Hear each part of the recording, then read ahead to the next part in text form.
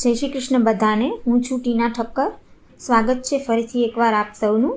શ્રીમદ ભગવદ્ ગીતા પ્રથમ અધ્યાય અર્જુન વિષાદ યોગ. આજે આપણે જોશું ચોથો, પાંચમો અને છઠ્ઠો શ્લોક એક સાથે. તો હવે ચોથો, પાંચમો અને છઠ્ઠો શ્લોક લઈએ. અત્ર સુરા મહેશ્વાસા ભીમાર્જુન સમાયુધી યુયુદ્ધાનો વિરાટશ્ચ દ્રુપદશ્ચ મહારથઃ ધૃષ્ટકેતુશ્ચેકિતાનઃ કાશીરાજશ્ચ વીર્યવાન પુરુજિત કુંતીભોજશ્ચ સૈભ્યશ્ચ નરપુન્નવઃ યુધામન્યુશ્ચ વિક્રાંત ઉતમૌજાશ્ચ વીર્યવાન સૌભદ્રો દ્રૌપદેયાશ્ચ સર્વ એવા મહારથઃ.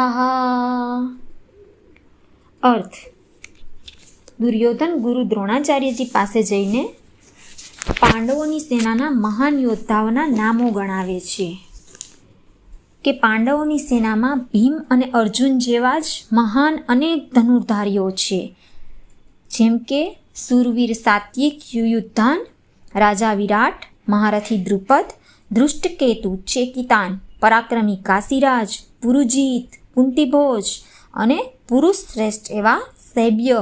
આ સિવાય પરાક્રમી યુધામન્યુ, શક્તિશાળી ઉત્તમૌજા, સુભદ્રાનો પુત્ર અભિમન્યુ અને દ્રૌપદીના 5 પુત્રો છે. આ બધા જ મહારથી એટલા શક્તિશાળી અને સુરવીર છે કે એક સાથે હજારો યોદ્ધાઓ સામે એકલા લડી શકે તેવા વીરો છે. વિવેચન: દુર્યોધન અત્યારે પાંડવોની સેના જોઈને અંદરથી બહુ જ ભયભીત થઈ જાય છે. જોકે તેની પાસે 11 અક્ષૌહિણી સેના છે, જ્યારે પાંડવો પાસે તો 7 અક્ષૌહિણી સેના છે. છતાં પણ તેને પાંડવ પક્ષમાં રહેલા યોદ્ધાઓની તાકાત વધારે દેખાઈ રહી છે. તે ગુરુ દ્રોણ પાસે જઈને એક પછી એક પાંડવ પક્ષે ઊભેલા બધા જ મહાન યોદ્ધાઓના નામ લે છે. આમાં દુર્યોધન જાણી જોઈને દ્રુપદ અને દ્રૌપદીના પુત્રોનું નામ ભારપૂર્વક પહેલાં લે છે, જેથી ગુરુ દ્રોણને પોતાનું જૂનું વેર યાદ આવે અને તેઓ પૂરી તાકાતથી લડે.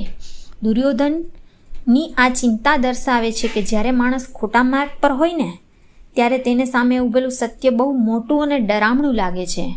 શીખ: આ ત્રણેય શ્લોક આપણને રોજિંદા જીવનમાં એક બહુ મોટો પાઠ શીખવી જાય છે અને શીખ આપે છે કે દુર્યોધનની જેમ ક્યારેય પણ ભય કે ઈર્ષાના કારણે જૂના વેરને સળગાવવાનો પ્રયત્ન ન કરવો જોઈએ.